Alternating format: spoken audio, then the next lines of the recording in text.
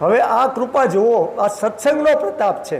હું એટલા માટે ભારપૂર્વક કહું છું કે હૃદયથી સત્સંગી બનો, હૃદયથી શુદ્ધ બનો, હૃદયથી પવિત્ર બનો। આવા પરમ ગુરુનું જે જ્ઞાન મળ્યું છે, મારા કરતાં તો તમે બધા 1000 ગણા ભાગ્યશાળી છો। શું કામ કે આ તો પરમ ગુરુના અહીંયા પધરામણી થઈ છે। પરમ ગુરુ અહીંયા કેટલા દિવસો સુધી રહ્યા છે। આ ભૂમિની અંદર તમારો જન્મ 3 પેઢી અહીંયા તમારી પસાર થઈ, એટલે કેટલા પવિત્રતાની અંદર તમે આ સ્વર્ગ શુષ્ક। કોઈ મને એમ કે સ્વર્ગમાં જવું તો ના પાડું, પણ મને એમ કે ઉમરા જવું છો તો મારે ઉમરા છે ને એ માટે સ્વર્ગ કરતાં પણ 1000 ગણું વિશેષ છે। પસ્તાવો કે મેં આ 60 વર્ષ સત્સંગ કર્યો, આટલો અભ્યાસ કર્યો, 6 સંપ્રદાયમાં હું આચાર્ય પદે બન્યો, અને મેં 12 વર્ષની ઉંમરે ખટશાસ્ત્રો સાંભળ્યા સયાજીરાવ ગાયકવાડના રાજવૈદ પાસેથી। સયાજીરાવ ગાયકવાડના રાજવૈદ એમના મહેલમાં રહેતા, એમને ત્યાં હું 6 વર્ષ ગયો અને મેં 6 શાસ્ત્રોનો અભ્યાસ કર્યો, ભગવદ્ ગીતાનો કર્યો, 12 ઉપનિષદનો કર્યો। આ બધો અભ્યાસ મેં 12 થી 18 વર્ષની ઉંમરમાં કર્યા પછી હું ગુરુની શોધમાં નીકળ્યો હતો। વિચાર કરો, અને મને જે મળ્યા સારા જ મળ્યા, બધાએ મને જ્ઞાન આપ્યું, પણ આ જે પરમ ગુરુનું જ્ઞાન છે એમાંથી મારું ભાગ્ય નહીં હોય, મારું ભાગ્ય નહીં હોય, કેમ કે મારે મળ્યા છે સારા, મેં માર્ગ સારો પકડ્યો, મને કોઈ વચમાં કોઈ આવરણ પણ આવ્યું નથી, કોઈ તકલીફે આવી નથી, કોઈ દિવસ કોઈ જાતનું કોઈ ઓલું નથી, પણ છતાં 60 વર્ષ પછી, એટલે અત્યારે મને 77 વર્ષ થયા। 10 વર્ષ પહેલાંની વાત છે, 11 વર્ષ પહેલાં મને જ્યારે આ ગ્રંથ હાથમાં આવ્યા ત્યારે મેં એનો અભ્યાસ પૂર્ણ બહુ શાંતિથી બંધ બારણે કર્યો, અને અભ્યાસ કર્યા પછી મારી અંદરથી જે અજ્ઞાન ભર્યું હતું, મારી અંદરથી જે કચરો કહે ને, આ બધું વાંચીને સાંભળીને ખૂણે ભરીને જે મેં બધું સાંભળ્યું હતું એ બધું છે ને બધું બળીને ભસ્મ થઈ ગયું। અત્યારે હું જ્યાં જાઉં ને તો પહેલું પરમ ગુરુનું નામ લઉં ને એટલે એવો તો ડંકો વાગી જાય ને કે વાત કરોમાં જેમ ગમે ત્યાં જાઓ, ગમે કોઈ પણ સત્સંગમાં હું જાઉં ને એટલે મારી ભાષા ફરી ગઈ, વિચાર ફરી ગયા, વાણી ફરી ગઈ, એનું એ જ્ઞાન એ સંપ્રદાયમાં છતાંય લોકોને એમ થઈ ગયું કે નહીં, આપણે જે સંપ્રદાયમાં જ્ઞાન મેળવ્યું એના કરતાં આ જે વાત કરે છે એમાં કેમ એટલું બધું પરિવર્તન ને કોઈ પણ એક વ્યક્તિ ઊભી થાય નહીં, 3000 માણસ હોય તેમાંથી કોઈ ઊભા ન થાય સાંભળે, અને ઓલા જે બીજા આચાર્યો હોય ને એ આચાર્યો તે વિચાર કરે કે આ આપણા સંપ્રદાયમાં છે છતાં આનું જ્ઞાન કેમ જુદું પડે છે, જુદું એટલે આ કેમ અસરકારક થાય છે। આ બધી પરમ ગુરુની કૃપા છે। चैनल को सब्सक्राइब करिए, बेल आइकन दबाइए, ये वीडियो ज्यादा से ज्यादा लोगों तक पहुंचाइए।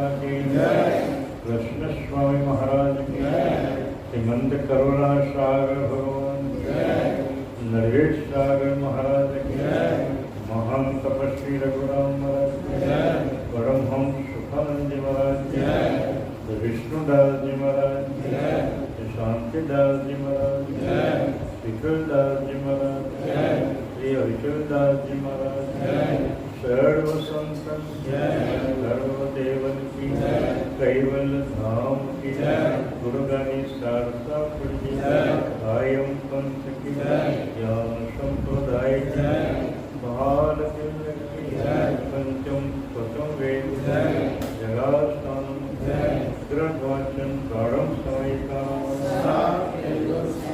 कैवल हेमंत करुणा सागर भगवान की जय। नरेश सागर महाराज की जय। महान तपस्वी रघुराम महाराज की जय। 8वीं चौपाई। बोहरहो जे पुण्य आचार्य के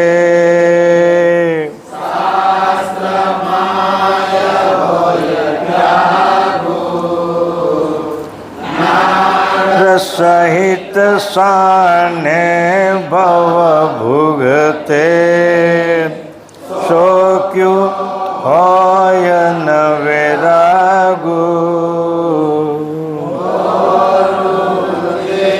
पुण्य आचार्य के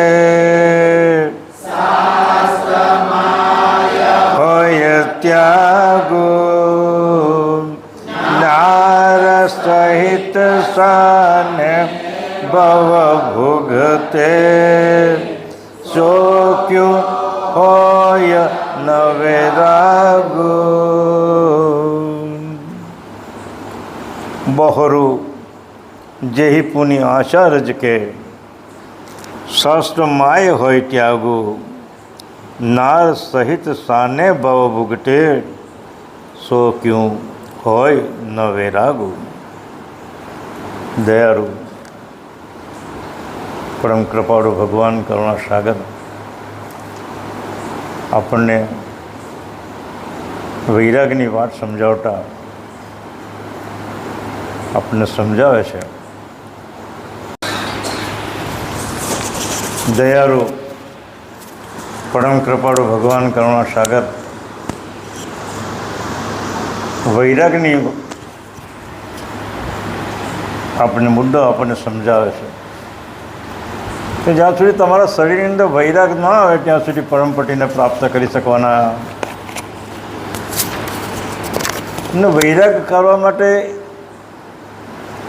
એવા ગુરુના શરણે જવાનું કે જે ગુરુ વૈરાગની વાતો સમજાવે, પોતે વૈરાગ ધારણ કરેલો હોય, પોતે એને સંસારનો ત્યાગ કરેલો હોય, એવા ગુરુના આપણે શરણે જવાનું। જેમ કે મહાન તપસ્વી રઘુરામજી મહારાજ નાનપણથી વૈરાગી પુરુષ હતા। એમ કહેવાય છે કે 6 વર્ષના હતા ત્યારે અને ગામની અંદર જે બાવાઓની જે મંદરી આવતી તે વખતે તો 200 વર્ષ પહેલાંની વાત છે। આ તો ગામના પાદળે જ્યારે સંતોની મંદરી આવતી ત્યારે તો સંતોના પાદળના નાકે જે સત્સંગનું આયોજન કરવામાં આવતું ત્યારે રઘુરામ મહારાજે 6 વર્ષની ઉંમર હતા ત્યારે પણ એ સત્સંગ સાંભળવા જતા એમ। અને કેટલીક વાર તો તે ધ્યાન દશાની અંદર જ મુગ્ધ થઈ જતા। કથા પૂરી થઈ જાય તો પછી એને રઘુરામજીને ઉઠાડવા પડતા કે રઘુ હવે ઉઠો, હવે કથા પૂરી થઈ ગઈ છે।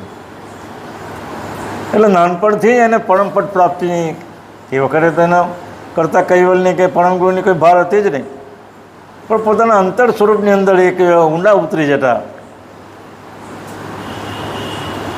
કે સમાધિ એને લાગી જતી।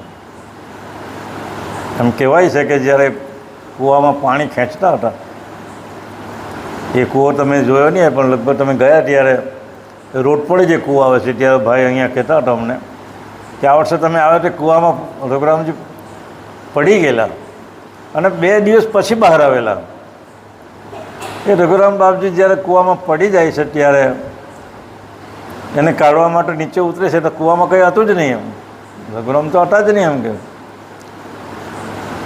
પણ 2 દિવસ પછી ખેતરની અંદર જે બધા કામ કરતા હતા ત્યારે પેલો 10-12 વર્ષ રઘુરામ આવતા દેખાય.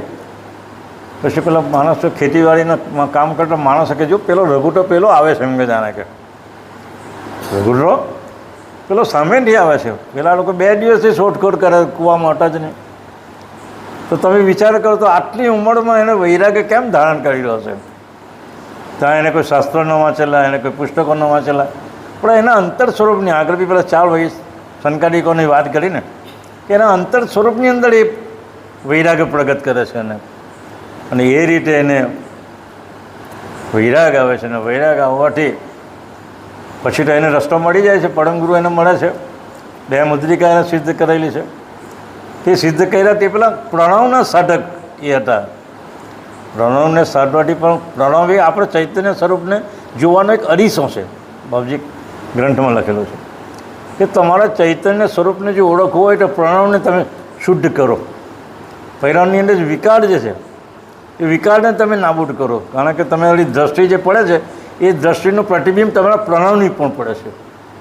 અને એ રીતે તમારો પ્રણવ જે છે એ વિકારયુક્ત બને છે. અને તે જ્યાં સુધી એ પ્રણવ તમારો શુદ્ધ ન બને ત્યાં સુધી તમારા ચૈતન્ય સ્વરૂપનું પ્રતિબિંબ તમે જોઈ શકવાના નથી. એટલે વૈરાગની વાતો બાપજી અહીંયા આપણને સમજાવે કે જ્યાં સુધી આ વૈરાગવાન પુરુષોના શરણે ન જાઓ.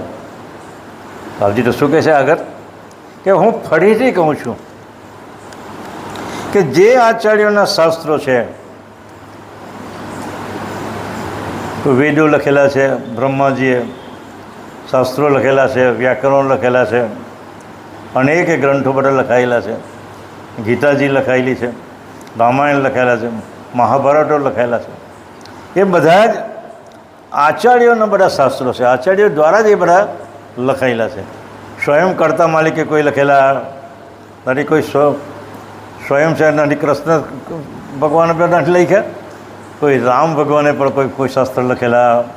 આ બધા શાસ્ત્રો જે આચાર્યોએ એ સંસારી હોવાના નાતે એ બધા લખેલા છે. કે કહે છે તેમાં ત્યાગ હોય તો પછી તેઓ સાથે શા માટે સંસાર ભોગવે? એ લોકોમાં જો ત્યાગની ભાવના હોય, ત્યાગી પુરુષો હોય તો એ બધા જ આચાર્યો બધા સંસારી પુરુષો છે. તમે કોઈ પણ સંપ્રદાયના આચાર્ય તમે જો બધા સંસારી, બ્રહ્મા વિષ્ણુ અને મહેશ પણ સંસારી, ઉપરથી સંસાર ચાલતો આવેલો છો તો નીચેથી સંસાર કેમ નહીં ચાલે એમ? એટલે દયાળુ એમ કહે છે કે જો તેઓ ત્યાગી પુરુષો હોય તો પછી સ્ત્રીઓનો બી ત્યાગ કરી દેવો જોઈએ ને. પણ તેઓ તો સ્ત્રીનો ત્યાગ છોડતા જ નથી, સાથે સ્ત્રીઓની સાથે જ રહે છે. ગ્રસ્તી આ બધા આચાર્યો છે બધા તો. એટલે દયાળુ કહે છે કે આ બધા જે શાસ્ત્રો છે એ શાસ્ત્રો વાંચવાથી કદી પણ તમને ત્યાગ ચડતો નથી. આપણે તો દયાળુ જ નહોતું, એટલા બધા ભાગ્યશાળી છે આપણે કે એ શાસ્ત્રો તો આચાર્ય દ્વારા લખાયેલા બધા પુસ્તકો છે. એ આપણે વાંચતા. આપણે કયા વાંચીએ છીએ ગ્રંથો? ભગવાન કરુણાસાગર લખિત 18 ગ્રંથોની ચોપાઈ પરમગુરુએ લખેલી છે. આ ચોપાઈ કોણે લખેલી છે? બધી કરુણાસાગર ભગવાને પોતે લખેલી છે અને સ્વમુખે લખેલી છે. અને એમાં તો વૈરાગ હોય જ નહીં, ત્યાગ તો હોય. આપણે એમાં તો સાંસારિક પ્રવૃત્તિ કંઈ આવે જ નહીં. બધી કોઈ જગ્યાએ સંસારનો શબ્દ કોઈ દાડે અહીંયા આવતો. તમે કોઈ બી એક ચોપાઈ લો, 18 ગ્રંથોમાંથી કોઈ પણ એક ચોપાઈ લો, એ ચોપાઈ કરતાં કૈવલ્યનું જ વર્ણન કરતો હશે. કોઈ પણ ચોપાઈ તમે વાંચો, એનો અર્થઘટન તમે સમજો તો એ કરતાં કૈવલ અથવા તો પરમગુરુનું જ નિર્દેશન કરતી ચોપાઈ હશે. એમાં કોઈ ખામી નથી. એટલે કહે છે કે તેઓ શા માટે વૈરાગી થઈ જાય નહીં? કારણ કે બધા વૈરાગવાન પુરુષોએ આ બધા ગ્રંથો લખેલા છે ને. તો આપણે તો પરમગુરુને એટલા બધા ઉપકાર માનવો છે કે અહીંયા આવી 18 ગ્રંથોની રચના કરી, એના સ્વમુખે રચના કરી. અને એ ચોપાઈ આપણે મોણે પાછી વાંચીએ છીએ. આજે આપણે અહીંયા વાંચીએ છીએ ને, પણ આપણે મુખ દ્વારા જ વાંચીએ ને. પરમગુરુના જે વચનો છે એ જ આપણે મુખ દ્વારા ઉચ્ચાર કરીએ છીએ. તો આપણે કેટલા બધા ભાગ્યશાળી છે કે એના ગ્રંથો આપણે મુખ દ્વારા આપણે ચોપાઈઓની આપણે મુખ દ્વારા ઉચ્ચાર કરીએ છીએ. જે લોકો અહીંયા આવે છે તે કેટલા બધા ભાગ્યશાળી છે. ઘરે કોઈ વાંચતા તો ભગવાન જાણે તો, પણ અહીંયા જે કંઈ પણ પુરુષો આવે છે, બહેનો આવે છે, ભાઈઓ આવે છે, તો આ ગ્રંથોનો આપણે ચોપાઈઓની મુખ દ્વારા ઉચ્ચાર કરીએ છીએ તો પરમગુરુના જ વચનો આપણે બોલીએ છીએ. આપણે બીજા એનો કોઈને બોલતા આપણા કેટલા બધા ભાગ્યશાળી છે એ તો તમે વિચાર કરો સાહેબ. એના લખાયેલા પુસ્તકો આપણે મુખ દ્વારા જો વાંચીએ તો પરમગુરુ આપણા અંતરહૃદયમાં બેઠેલા છે એ સાબિત થાય છે કે આપણે અહીંયા આવીએ છીએ અને એના જ ઉદ્ભવેલા જે બધી ચોપાઈઓ છે તો આપણે આપણા મુખ દ્વારા ઉચ્ચાર કરીએ છીએ. આગળ કહે છે તે માતે થગ કે થાત સબ કળિવદન દર્શન કે કાવન દીર્ઘ દંત કો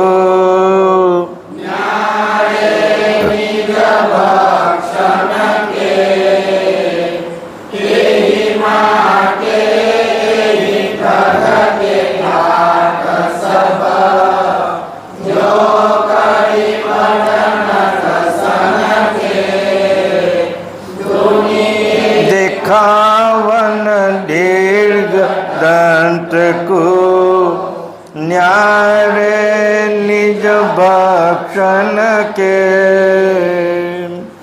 તે માટે એ થગન કે થાત સબ જ્યો કડી વદન દર્શન કે દુની દેખાવન દીર્ઘ દંત કો ન્યારે નિજ ભક્ષણ કે. દયાળુ એક સુંદર દ્રષ્ટાંત આપીને સિદ્ધાંત સાબિત કરવા માગે છે. કહે છે કે તેટલા જ માટે જેમ હાથીના દુનિયાને દેખાડવાના દાંત જુદા હોય છે, બાહ્ય જે દાંત હોય તે દેખાવા પૂરતા છે, પણ ચાવવાના દાંત તો એના અંદર હોય છે. એ દયાળુ આપણને કહે છે. અને ચાવવાના એટલે ભક્ષણ કરવાના દાંત તો એના જુદા હોય છે. તેવી જ રીતે આ બધા જે આચાર્યો છે બધા એનો બાહ્ય ઠાઠ કેવો છે? લોકોને ઠગવા માટેનો છે. લોકોને ઠગવા માટે વાતો બધી ઊંચી ઊંચી કરે, વૈરાગની બધી વાતો કરે, સંસાર છોડી જવાની વાતો કરે. પણ કોઈ રામે 14 વર્ષ કે વનમાં ગયો એની પાછળ કોઈ ગયો ખરો? 14 વર્ષનો વનમાં ત્યાગ કરી અને બિચારા રામચંદ્રજીએ, તો એની પાછળ તો કોઈ ગયું નથી સંસાર છોડીને. ખાલી વાતો કરવાના છે, વાતો કરવાના છે અને દેખાવાના જુદા અને ચાવવાના જુદા છે. બાપજી એમ કહે છે. એટલે કહે છે તેવી જ રીતે ગૃહસ્થ આચાર્યનો બધો ઠાઠ થગના જેવો હોય, દુનિયાને દેખાડવાનો છે, પણ તેમનું આંતરિક વર્તન જુદા પ્રકારનું હોય છે. બાપજી ઘણીવાર જે આચાર્યો છે, બ્રહ્મ સિદ્ધાંતિઓ આચાર્યો છે, એને પણ વખાણ કર્યા છે. આપણા અગાધબોધ ગ્રંથની અંદર એને જે આચાર્ય છે બ્રહ્મ સિદ્ધાંતિ પુરુષો તેના ઘણા વખાણ કર્યા છે. બાપજીએ લખ્યું છે કે 14 કરોડ માણસ મનુષ્ય જ્યારે ભેગા કરીએ, 14 કરોડ માણસ જ્યારે આપણે ભેગું કરીએ ત્યારે એમાંથી એક ક્રિયાવાન માણસ નીકળે. એવો એની રહેણી કેળી. નરસિંહ મહેતા એક ભજન ગાયેલું છે, વૈષ્ણવ જન તો તેને રે કહીએ જે પીડ પડાઈ જાણે. એમાં 29 પ્રકારના લક્ષણ આ નરસિંહ મહેતા અહીંયા બતાવેલા છે.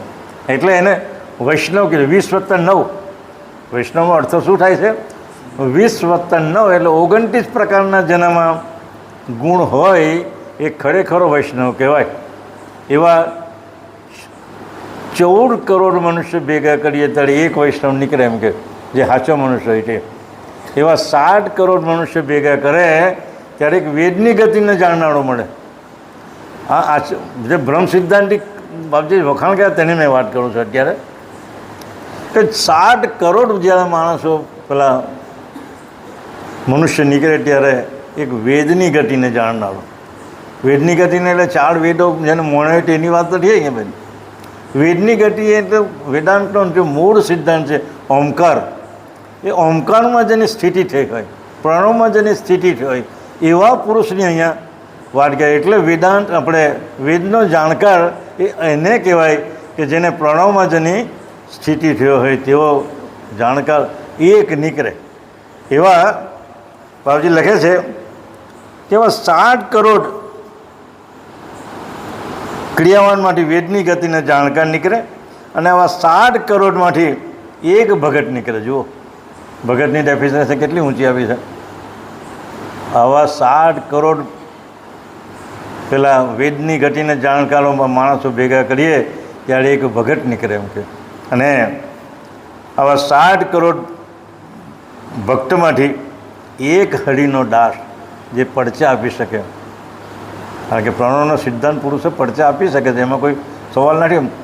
માણસને જીવતા કરે તો બી એક તાકાત એક ધરાવે છે એમ.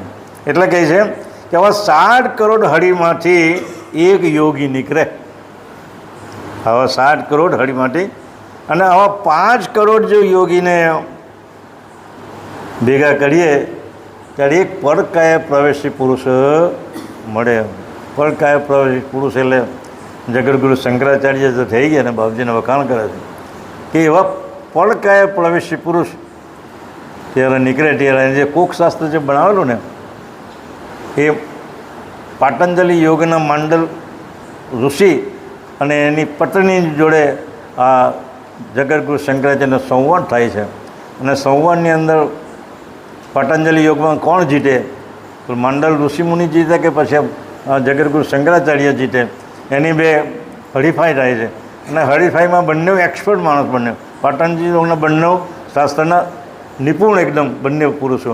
હવે એમાં કોણ જીતે ને કોણ હારે એની પરીક્ષા કોણ કરે? તેની સ્ત્રીએ વસવાડીને કીધું કે ભાઈ તમારા બેના ગળામાં મેં હાડ પહેરાવ અને જેનો હાડ કરવા જાય તો સમજી લેલું કે આ પુરુષની હાડ થઈ છે. એટલે મંડળ જે ઋષિ છે તે મંડળ ઋષિ છે અને જગદગુરુ શંકરાચાર્ય એમ શાસ્ત્ર કરતાં પાતંજલિ શાસ્ત્ર કરતાં 16મે દિવસે આ પેલા મંડળ ઋષિની હાડ બધી જે હાડ પહેરાવેલો તે બધું કરવામાં ગઈ. એટલે પેલા સ્વીકારી લીધું કે જગદગુરુ શંકરાચાર્ય જીતી ગયા છે. પણ સ્ત્રી એને કહે છે કે ભાઈ હું એની અર્ધાજ્ઞા છું, મારે એ અર્ધાજ્ઞા છું.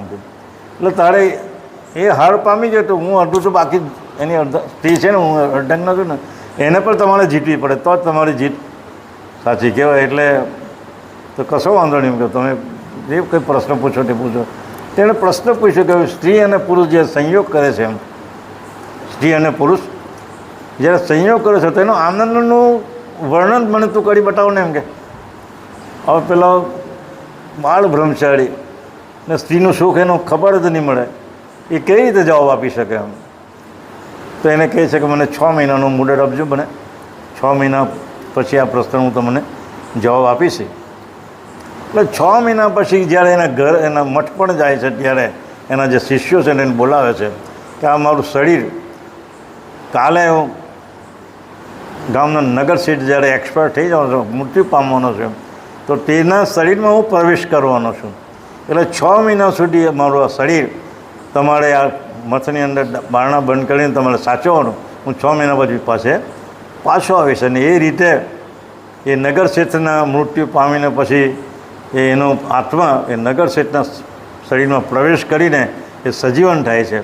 ત્યારે ત્યાં જીવ લીધો આપણો દાગોર ત્યાં લઈ જાય છે થાસરી માંડીને, અને તે વખતે એ જગદગુરુ શંકરાચાર્યનો આત્મા પેલા શરીરમાં પ્રવેશ કરે છે અને દાગો બધા ખુશ થઈ જાય છે. ઓહો હો, આ શેઠે કેટલા સારા કામ કરે છે, ભગવાને પાછળ જીવતા કહી રહ્યા છે. પણ મૂળ કારણ તો આ હતું એને જીવતા કહો. અને એ રીતે એને 6 મહિના સુધી એની સ્ત્રીઓની સાથે એની સાથે જે વ્યવહાર કરી અને એનો અનુભવનો નિચોડ પછી પેલી માંદલની સ્ત્રીની સાથે રજૂ કરે છે ત્યારે કહે છે કે ના આ બરાબર છે એમ કે. એટલે કહેવાનો મતલબ કે આવા બધા ઘણા એવા બધા પુરુષો થઈ ગયા. હવે પડકાયામાંથી 1 કરોડ જેવા પડકાય પડોશી મળે આપણને ત્યારે એક બ્રહ્મદર્શી મળે. તો આ બ્રહ્મદર્શીની જે વાત આપણે કરીએ છીએ ને આચાર્યોની, એમાં કઈ કઈ એવા મળે? બાકી તો બધા આ બધા ઠાઠ બધા આઠીના બતાવવાના અને ચાવવાના જુદા જુદા છે. એવા 4 લાખ બ્રહ્મદર્શી મળે ત્યારે એક અનુભવી મળે એમ બાપજી આ અગાધ બોર્ડમાં લખેલું છે. અને એવા 4 લાખ અનુભવી અને કેટલાક બ્રહ્મદર્શી મળે ત્યારે એક કૈવલ વેઠતા મળે. એ કૈવલને જાણી શકે, બીજા કોઈ જાણી શકે? કૈવલ વેઠતાનું અંગ છે ને 32મું, એ કૈવલ વેઠતાનું આખું અંગ બતાવે છે કે કૈવલ વેઠતા કૈવલને કૈવલના વેતા એક મેઘ નિજ લક્ષ્ય રહેતા ડે ધરતા પડ્યા ડેનામ શાખા પેડ વગે વિશ્રામ. તો એક ઝાડની બીજી દાળી ફૂટી એટલે એનું નામ દાળી પડ્યું. પણ દાળીમાં એક ગુણ છે, ફળ અને ફૂલ દાળીને જ આવે, ઝાડને આવતું નથી. પણ જો દાળ છૂટી પડે તો એમાં ફળ અને ફૂલ આવે, અને એમાં ફળ એ પરમ પદનું જે મોક્ષનું જે ફળ છે એ કરતા માલિક નહીં આપી શકે, પણ કૈવલ વેદતા જે ફળ આપી શકે છે. એટલે કહે છે કે આવા કેટલાક અનુભવીઓ જગતની અંદર છે, પણ આ જે બધા શુષ્ક જે બધા પંડિતો છે એ તો ખાલી ચાવવાના અને બટાવવાના. જુદા હાથીનું દસ્તાન બાપ જે આપે છે કે હાથીને કેમ દાન પેલા બટાવવાના હોય અને ચાવવાના જુદા. એમ આ પ્રમાણે જે વૈરાગવાન બધા જે પુરુષો છે એ ફક્ત ઠાઠ છે એનો, એમાં કંઈ એનું ખોટું. પણ કેટલાક બાપજી કેટલાક બ્રહ્મદર્શીને વખાણ્યા પણ છે, પણ તે બ્રહ્મદર્શી પુરુષો બહુ કૌશિત મળે. જેમ જંગલની અંદર ઐરાવત હાથી તેની 7 સૂંઢ હોય એમ કહેવાય છે. આપણે તો કદાચ જોયા નથી, પણ જે ઐરાવત હાથીને 7 સૂંઢ હોય એ જંગલમાં કૌશિત જ મળે એમ કે. અને કસ્તુરી હરણ આખું જંગલ તમે ફરી વળો, પણ બહુ રેર કેસમાં એક મળે એમ કે જાણે. તેમ આવા બ્રહ્મદર્શી પુરુષો બહુ ઓછા મળે. પણ આ બધા બીજા બધા બ્રહ્મદર્શી છે એનો ઠાઠ ખાલી આ દેખાવ પૂરતો હોય છે. દયાળુ કહે છે આગળ શું કહી,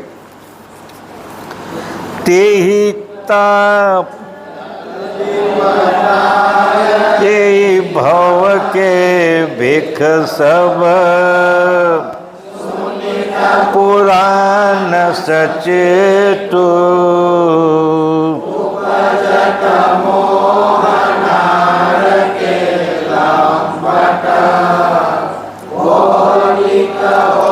તફજેતો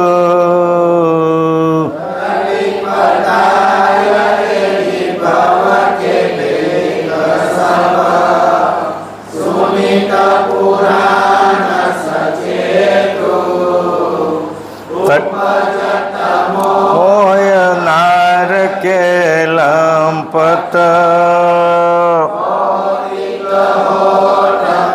જેતું. એટલા જ માટે આ ભવબળનો સર્વભેખ પુરાણો સાંભળીને સચેત રાખેલો છે.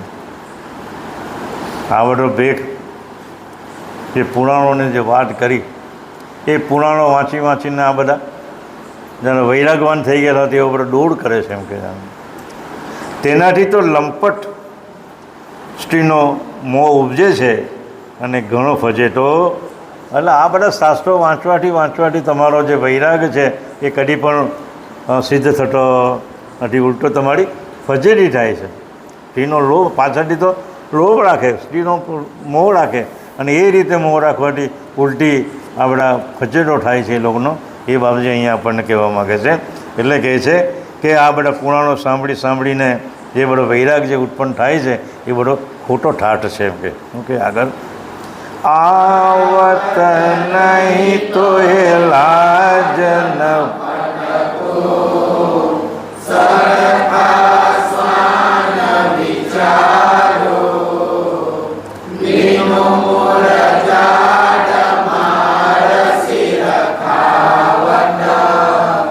જાવત જે દ્વારો આવત નહીં તો એ લાજ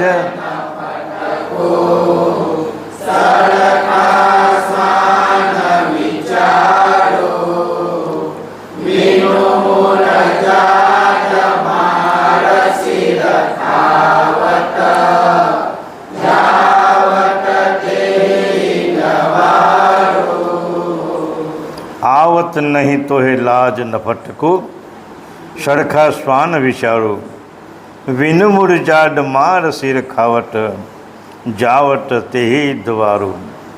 દયાળુ અહીંયા એક દ્રષ્ટાંત આપીને સિદ્ધાંત સમજાવે કહે છે કે જેમ કૂતરાને પુષ્કળ માર પડવા છતાં તે પાછો દ્વાડે નફ્ફટ થઈને પાછો આવે છે.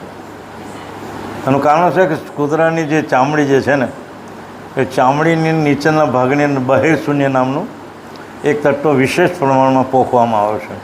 આ પ્રાણીઓના શરીરની વાત છે. પાણીનો ભેંસ હોય કે પછી ગમે તે હોય અને તમે માળો એને બહુ ઓછી અસર થાય. અસર થવાનું મૂળ કારણ એના ચામડીના અંતર સ્વરૂપમાં બહેર શૂન્ય નામનું તત્વ એને વધારે પોખવામાં આવેલું છે, એટલે એને કોઈ અસર થતી એટલે એને ગમે એટલું માળે તો એમ એને કંઈ અસર થાય. પછી તમારે કારણ કે એને ભૂખ લાગે તમારે દ્વાડે જ આવે ને પાછળ માળીને તમે ભગાવડો પણ બહેર શૂન્ય નામ તત્વને લીધે એને ખબર પડતી નથી મને આ માર્યું કે નથી માર્યું, એટલે વળી પાછો એના દ્વાડે જ આવે. તેમ આ પણ જે વૈરાગવાન ખાલી દેખાવ પૂરતા જે વૈરાગ્યો છે એની ઉપર કહે ને કે પેલો લંપટ થઈને એનો ફજેટો થાય ને તો બી એને કોઈ શરમ આવતી એટલે પાછું એ જ પ્રકારની બધી પ્રવૃત્તિ બધી આચરે છે. દયાળુ એમ કહે છે આપણને કે છે આગળ લોકનંદ કે શોભધરત નહીં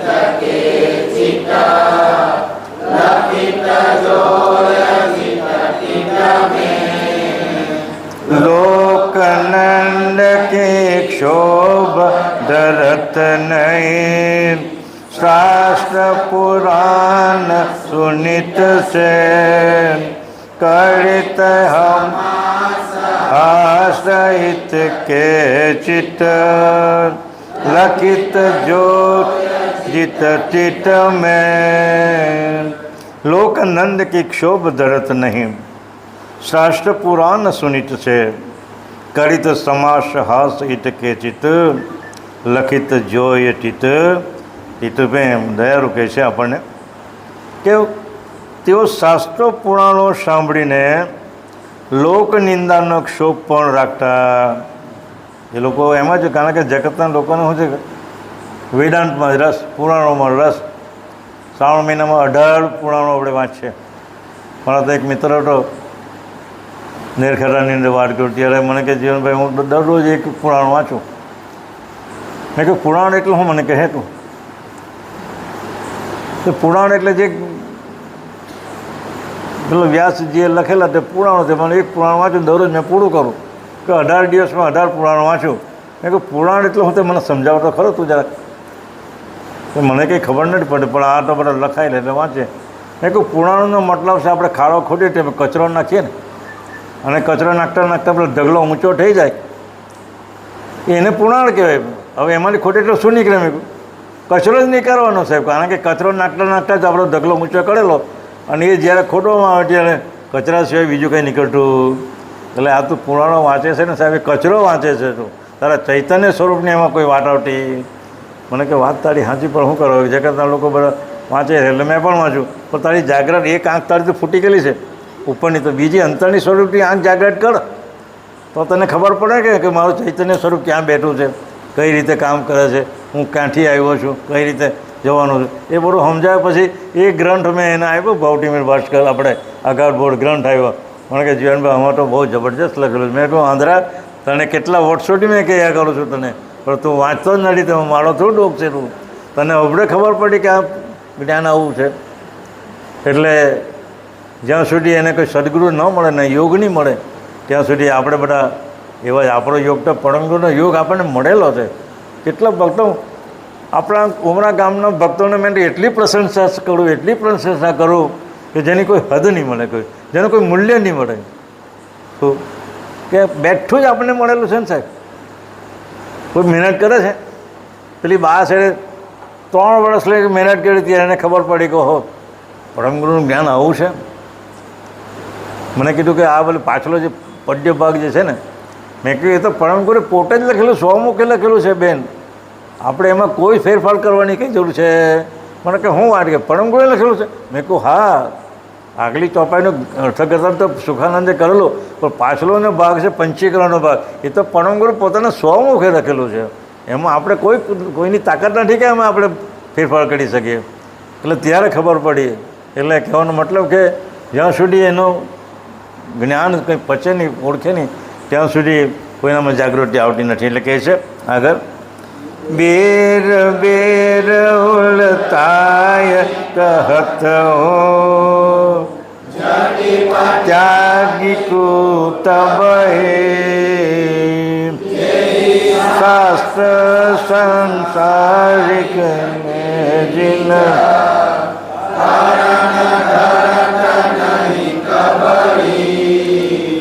बेर बेर उलता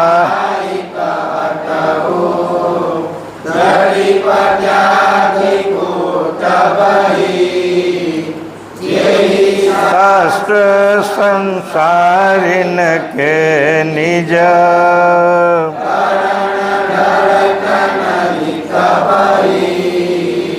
બેર બેર ઉલટાઈ કહટું વારંવાર તમને ઉલટાવીને કહું છું કે જડીપ ત્રાગિકું તબહી જેહી શાસ્ત્ર સંસારીને કે નિજ કરન ધરત નહીં. કવિ ફરીથી કહે છે, બાપજી કહે છે તમને વારંવાર એમ કે ઉલટાવીને હું કહું છું કે આ સંસારીના પોતાના રચેલા શાસ્ત્રો કદી પણ સાંભળશો નહીં કે વાંચવા પણ નહીં. આગળ છેલ્લી ચોપાઈ કહે છે રહત જોગ વૈરાગ અચલ તવ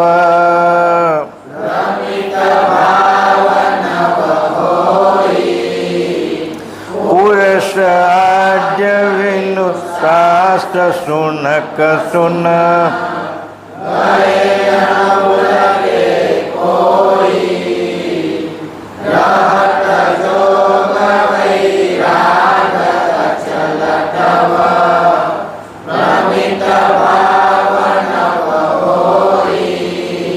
રહત જોગ શાસ્ત્ર સુનક સુન ગય ન ઉલતે કોઈ રહત જોગ વૈરાગ અચલ તવ ભ્રમિત ભાવ નવ હોય પુરુષ આદ્ય વિનુ શાસ્ત્ર સુનક સુન ગય ન ઉલતે કોઈ દયા રૂકે છે ત્યારે જ યોગ અને વૈરાગ અચલ રહે.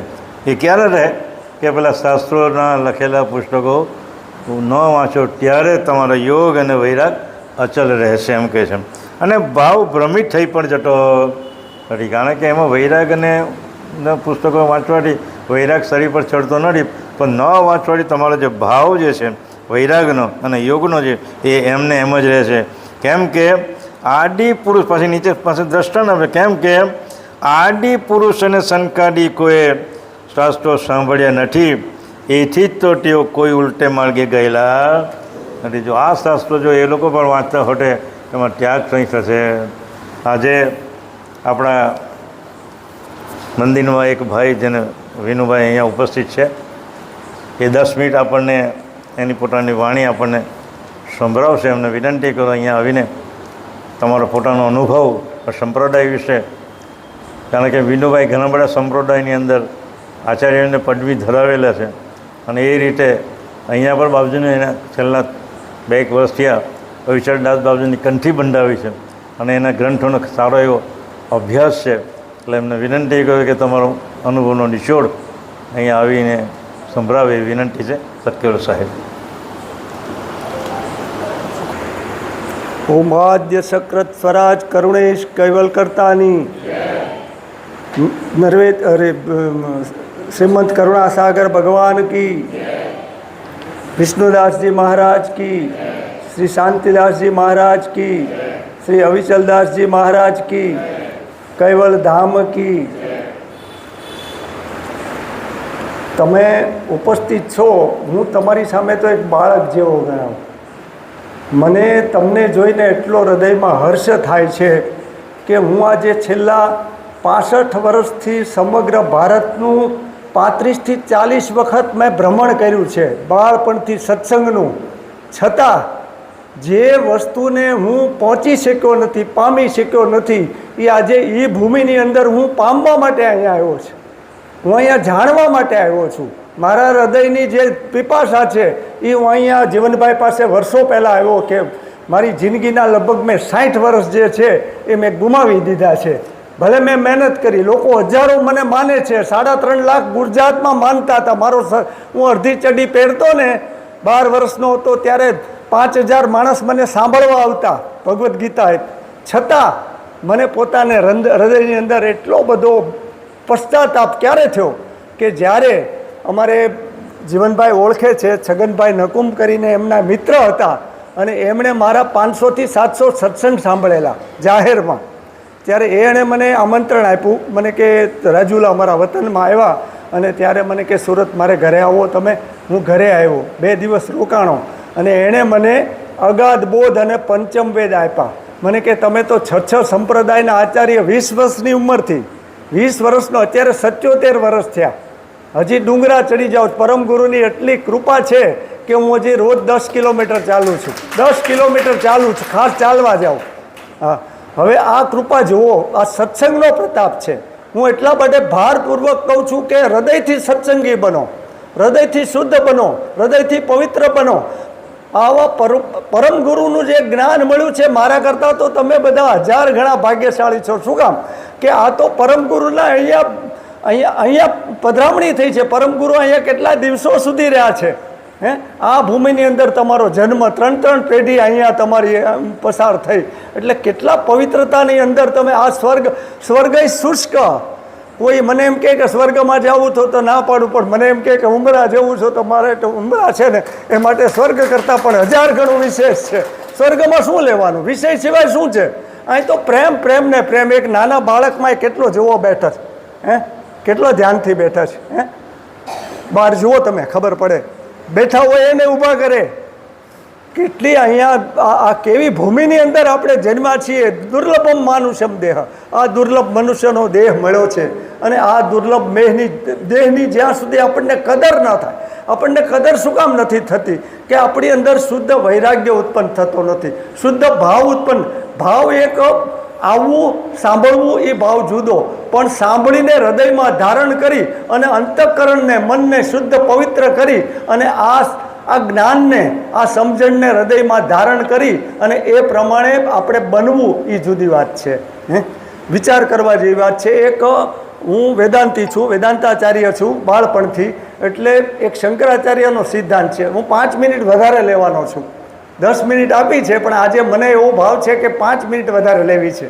શંકરાચાર્યનો સિદ્ધાંત મેં 12 વર્ષે સાંભળ્યો. બ્રહ્મ સત્ય જગત મિથ્યા, જીવો બ્રહ્મૈવ ના પરે. વેદાંતનો સિદ્ધાંત છે શંકરાચાર્યનો કે જીવ બ્રહ્મથી જુદો નથી, બ્રહ્મ સત્ય છે અને જગત મિથ્યા છે. ભગવાન કરુણા સાગર જગતને મિથ્યા નથી કહેતા. જીવાભાઈ, જગત મિથ્યા નથી, જગત સત્ય છે. આ તો સર્જનહારનું બનાવેલું છે, એના સત્સંકલ્પથી બનેલું છે. પણ મિથ્યા જગત છે એ વાત સાચી, પણ આજ સુધી શાસ્ત્રકારો એનો ખુલાસો કરતા નથી. વિદ્યારણ્ય સ્વામી વિજયનગરના મહારાજાના પ્રધાન હતા, એમણે ખુલાસો કર્યો પંચદશી ગ્રંથની અંદર ઘણા વર્ષો પછી. આ 350 વર્ષ પહેલાંની વાત છે. શંકરાચાર્ય, આદ્ય શંકરાચાર્ય 1200 વર્ષ પહેલાં થયા. વિદ્યારણ્ય સ્વામીએ ખુલાસો બહુ સરસ કર્યો અને એનો અભ્યાસ કર્યા પછી ખબર પડે કે એણે કયા જગતને મિથ્યા કીધું. એણે એમ કીધું કે એક ઈશ્વરકૃત જગત છે અને એક જીવકૃત, એટલે મનોકૃત, મનથી. જુઓ, આપણે બધા જીવીએ છીએ ને એ મિથ્યા જગતમાં જીવીએ છીએ. ઈશ્વરના જગતમાં તો આપણે, ઈશ્વરનું જગત છે ને એ મિથ્યા નથી, એ તો છે. આમાંથી કોઈને મિથ્યા બતાવી દો, આ તો ચાલ્યું જ આવે છે. આમાં કાંઈ ફેરફાર આપણે કરી શકીએ એમ નથી. અત્યાર સુધીમાં દેવો અનંત થઈ ગયા, અનંત અવતારો થઈ ગયા, પણ એમાંથી કોઈ એક પદાર્થ કે એક સળીએ નવી બનાવી શકે નહીં, કે જે હોય એને દૂર કરી શકે નહીં. પણ મિથ્યા જગત કયું છે કે આપણું મનોકૃત, મનોમય જગત, આપણા મનથી બનાવેલું. આપણે આપણા સંસારમાં જીવીએ છીએ, મનોમય સંસારમાં. આ સંસાર છે એમાંથી કાંઈ નડતું નથી. આ તમે બધા મને નડવા આવશો, પણ મારા મનથી મેં જેમની સાથે મિત્રતા બાંધી છે, દુશ્મનાવટ બાંધી છે, સંબંધ બાંધ્યો છે, જેની આશા રાખી છે, આસક્તિ રાખી છે, એ મને નડશે. એ મારા મનથી ઉત્પન્ન થયેલું છે. જેમ આપણે સ્વપ્નનો સંસાર એ મનોકૃત છે ને, સ્વપ્નની અંદર સુખ ભોગવીએ, દુઃખ ભોગવીએ, જઈએ આવીએ, બધું જ કરીએ છીએ. પણ જાગ્યા પછી કેવી ખબર પડે કે આ તો મિથ્યા છે. પછી એમાંનો કોઈ પદાર્થ કે કોઈ વસ્તુ આપણને દુઃખ દેવા આવે, આપણને કાંઈ કરવા આવે, તો જેમ સ્વપ્ન છે એ જાગ્રત અવસ્થામાં જાગ્યા પછી મિથ્યા છે, તો આની અંદર આ મનોમય જગતમાંથી જો આપણે જાગી અને આવા પુરુષોની વાતો, આ પરમ ગુરુના શબ્દો જો આપણા હૃદયમાં ઉતરી જાય અને એ પ્રમાણે આપણી રહેણી બની જાય ને, તો આ ઈશ્વરના જગતમાં સુખ દુઃખે નથી ને સુખે નથી, એકલો આનંદ જ છે, બીજું કાંઈ છે જ નહીં. એકલો આનંદ છે, બીજું આમાં શું છે? બસ પ્રેમ આપો, જે આપશો એ મળશે. કોઈને આપણે નફરત કરશું તો નફરત મળશે, આપણે કોઈને પ્રેમ કરશું તો પ્રેમ મળશે, સારા શબ્દોથી બોલાવશું તો એ સારા શબ્દોથી જ બોલાવવાના છે. શું આપણે જે જોતું હોય એ બીજાને આપતા શીખો, પણ આપણા હૃદયમાં આપણે રાખ્યું હોય તો આપીએ ને. પણ આપણે એકલી નફરત જ ભરી છે, એકલી કામનાઓ ભરી છે, એકલી વાસનાઓ ભરી છે, એટલે આપણી અંદરથી કચરો. હમણાં જીવનભાઈએ કીધું કે આ પુરાણો સાંભળી અને એકલું પુરાણ કર્યું છે, કચરાનું પુરાણ કર્યું છે, એટલે શું થાય? નીકળે શું? આ જ નીકળે. એટલે વિચાર કરવા જેવી વાત છે. હું મારી વાત કરું, મારા પોતાનો, મને અત્યારે હું અહીં બેઠો છું ને તો મને એમ લાગે કે ઓહો, ખરેખર હું તમને વાત કરું. મેં જ્યારે વહેલો ગ્રંથ મને મારા એક છગનભાઈ નકુમે લગભગ 10-11 વર્ષ પહેલાં મને આપ્યો, અગાધ બોધ અને પંચમ વેદ. મને એમણે એને ખબર હતી કે તમે 6 સંપ્રદાય તો મોટા સંપ્રદાયના આચાર્ય છો, તમને આ વાત મગજમાં ઉતરે કે ન ઉતરે? કેમ કે આચાર્ય એટલે એક ભગવા પહેર્યા હોય ને એક ખાલી આમ બહાર આવ્યા હોય તો લોકોના ટોળા આપણી પાછળ દોડતા હોય. તો 6 સંપ્રદાયના આચાર્યને તો શું, અત્યારે મને ખબર છે કે જે આચાર્યો પાસે હું જાઉં છું તો આ પેન્ટ શર્ટમાં મને બાજુમાં બેસાડે એના શિષ્યોની સામે કે આને પૂછો તમે, જીવાભાઈને ખ્યાલ છે. તો હવે વિચાર કરો કે કેટલો મારામાં અહમ આવી જાય. પણ એ અહમ જ્યારે અગાધ બોધ અને પંચમ વેદ મેં જ્યારે વાંચ્યા બંધ બારણે મેં 8 દિવસ વાંચ્યા, 2 વાર વાંચ્યા. એટલે માનશો તમે, હું ખરેખર સત્ય હકીકત કહું છું, એક બાલદી ભરાય એટલા મારા હૃદય, મારા આંખમાંથી અશ્રુ નીકળ્યા. એટલા અશ્રુ કે આવું પસ્તાવો કે મેં આ 60 વર્ષ સત્સંગ કર્યો, એટલો અભ્યાસ કર્યો, 6 સંપ્રદાયમાં હું આચાર્ય પદે બન્યો, અને મેં 12 વર્ષની ઉંમરે ખટશાસ્ત્રો સાંભળ્યા સયાજીરાવ ગાયકવાડના રાજવૈદ પાસેથી. સયાજીરાવ ગાયકવાડના રાજવૈદ એમના મહેલમાં રહેતા, એમને ત્યાં હું 6 વર્ષ ગયો અને મેં 6 શાસ્ત્રોનો અભ્યાસ કર્યો, ભગવદ્ ગીતાનો કર્યો, 12 ઉપનિષદનો કર્યો. આ બધો અભ્યાસ મેં 12 થી 18 વર્ષની ઉંમરમાં કર્યા. પછી હું ગુરુની શોધમાં નીકળ્યો હતો. વિચાર કરો.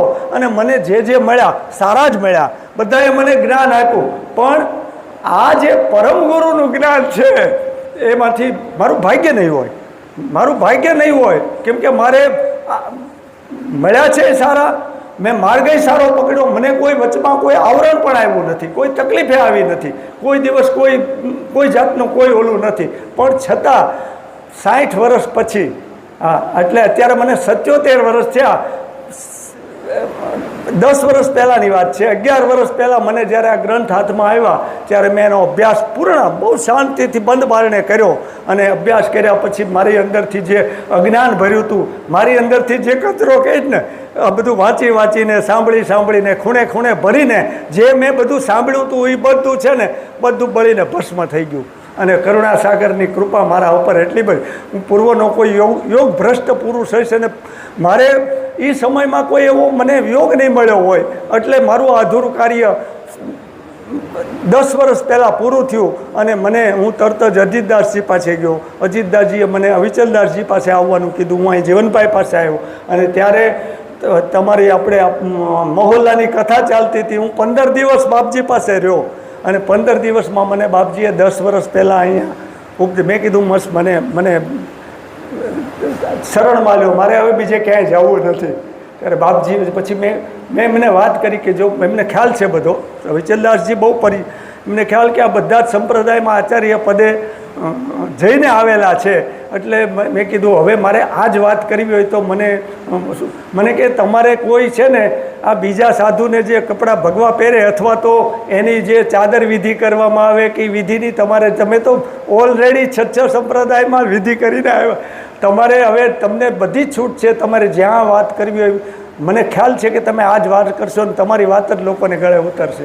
અત્યારે હું જ્યાં જાઉં ને તો પહેલું પરમ ગુરુનું નામ લઉં ને એટલે એવો તો ડંકો વાગી જાય ને કે વાત કરોમાં જેમ ગમે ત્યાં જાઓ, ગમે કોઈ પણ સત્સંગમાં હું જાઉં ને એટલે મારી ભાષા ફરી ગઈ, વિચાર ફરી ગયા, વાણી ફરી ગઈ.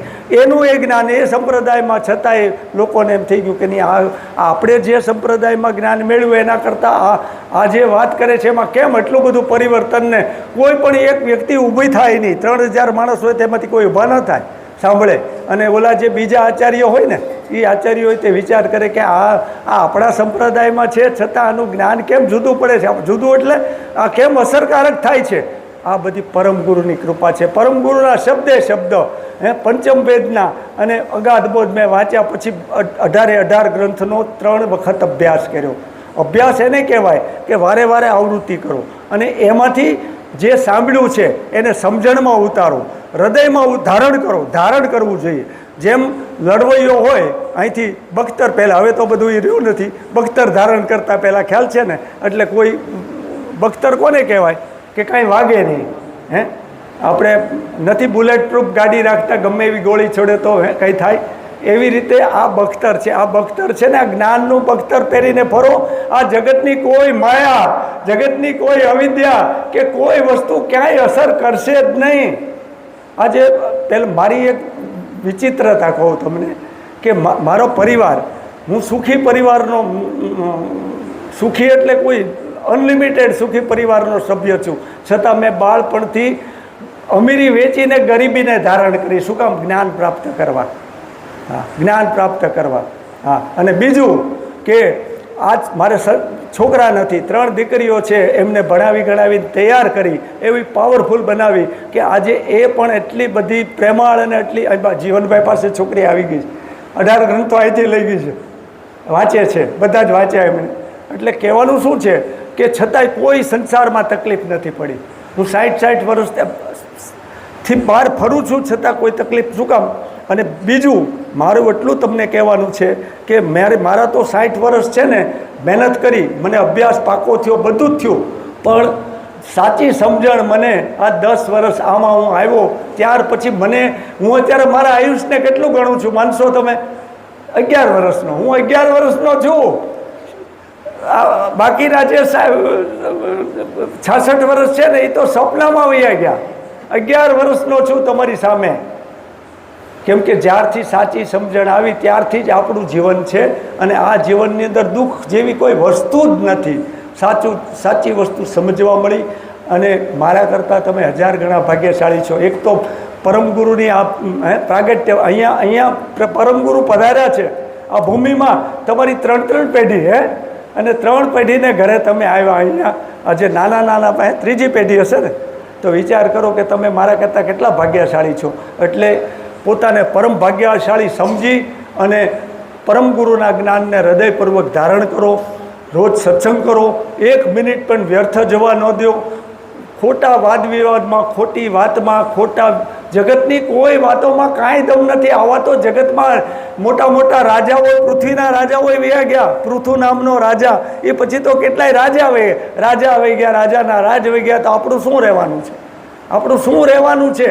આપણું કાંઈ છે નહીં, આપણું કાંઈ રહેવાનું નથી. જે સાચી સમજણ છે ને, એ સમજણના શરીરમાં આપણે, એ અવિનાશી શરીર છે, આ વિનાશી શરીર છે. આ નાશ પામવાનું. પણ આની અંદર બીજું અવિનાશી શરીર છે. તમારું જે અંશ સ્વરૂપ છે, અંશ સ્વરૂપે તમે અખંડ અવિનાશી છો અને પરમ ગુરુના અંશ છો.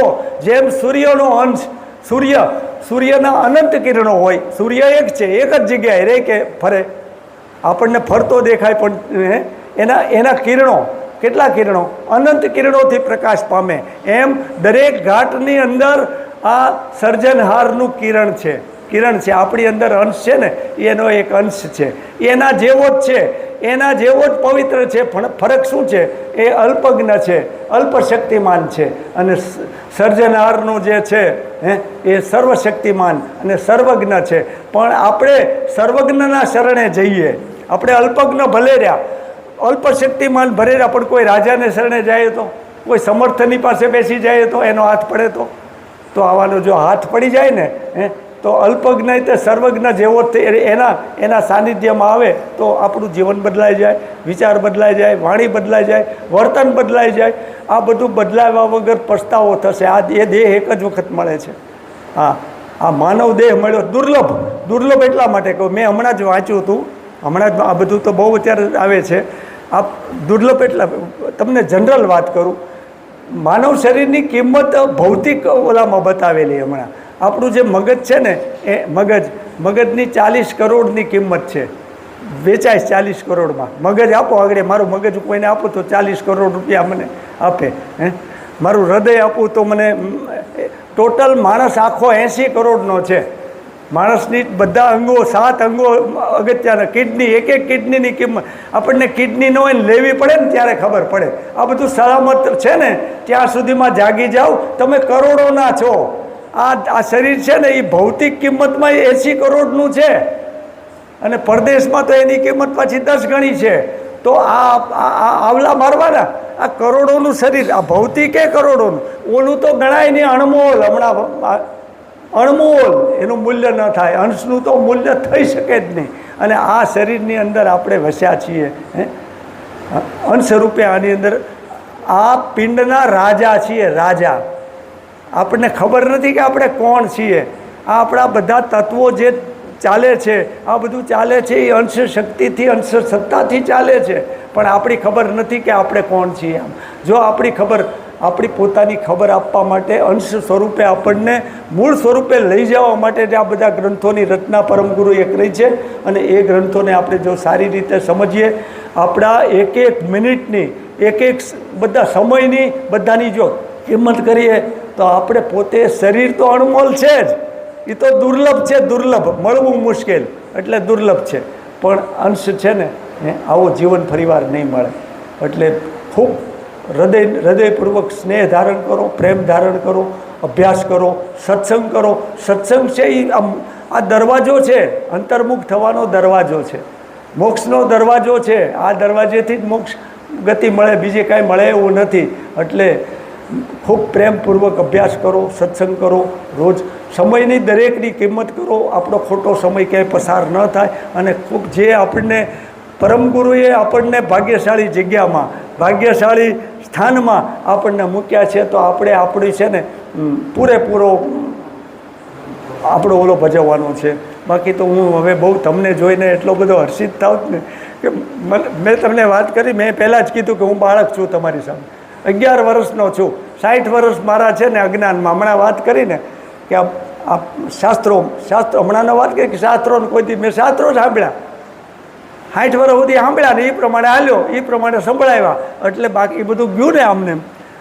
અંદરની વાત તો જાણી નહીં, અંદરનો અવાજ તો સાંભળ્યો નહીં. અંદરનો અવાજ તો જ્યારે મને ખબર પડી કે આ તો પરમગુરુની વાણી છે, ત્યારે મારો અંતરાત્મા જાગી ગયો. અને આજે પણ હું પરમગુરુનું, જ્યારે ક્યાંય પણ હું બોલવા થાવ ત્યારે હૃદયમાં પરમગુરુનું નામ લઉં. અને કોણ જાણે ક્યાંથી વાણી ફૂટે ને, એટલે બધા આશ્ચર્યચકિત. આજ બહાર તમને તો હજી બહુ અનુભવ ન હોય અહીંયા, કેમ કે હું બહાર હું સત્સંગના 30 દિવસ મારે સત્સંગ હોય, એક દિવસ ખાલી ન હોય, કંઈ બધી જગ્યાએ હોય. એટલે કહેવાનું શું છે કે હું મારી વિશેષતા બતાવવા અહીંયા આવ્યો નથી, પણ હું તમને તમારી ધન્યતા, તમારા આ ઉમરાના જે ભાવિકો છે, પ્રેમી ભક્તો છે, એ ધન્ય છે, ધન્ય. એક તો પરમગુરુ અહીંયા પધાર્યા, પરમગુરુએ અહીંયા આ જગ્યા બની, અને આની અંદર 24 કલાક 365 દિવસ સત્સંગ ચાલે, સંતો પધારે. આ ગ્રંથોના સારા, આ ગ્રંથ અદ્ભુત ગ્રંથ છે, વૈરાગ્યનો ગ્રંથ છે. એકલો વૈરાગ, નર્વેદ વૈરાગ છે આમાં. હવે આ વૈરાગ કોને આવે, ક્યારે આવે? આપણે આવો વૈરાગ ધારણ કરી અને આપણા અંશ સ્વરૂપે આપણે થવાનું છે. શ્રીમંત કરુણા સાગર ભગવાન.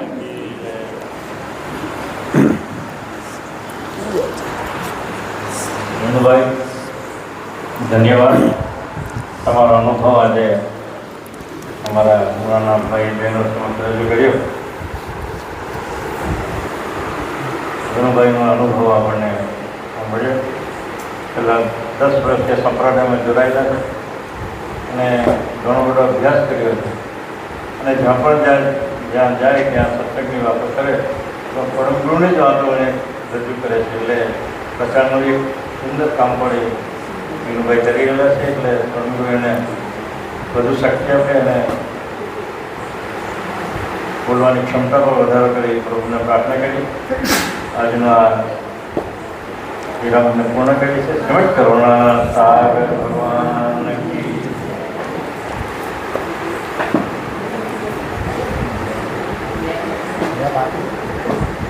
आद्य सकृत स्वराज करुणेश्वर दत्ता की कृष्ण स्वामी महाराज की श्रीमंत करुणा सागर भगवान की नरेश सागर महाराज की महान तपस्वी रघुराम महाराज की परमहंस सुखानंद जी महाराज की विष्णुदास जी महाराज की कांतिदास जी महाराज की विठलदास जी महाराज की अक्षरदास जी महाराज की सर्व संतन की सर्वदेवन की केवल धाम की गुरुगारी साधता पड़े आयम पंथ के ज्ञान संप्रदाय की भारत की पंचम प्रथम वेद की जगत्स्थान की ग्रह वाचक पुनादि समय का है।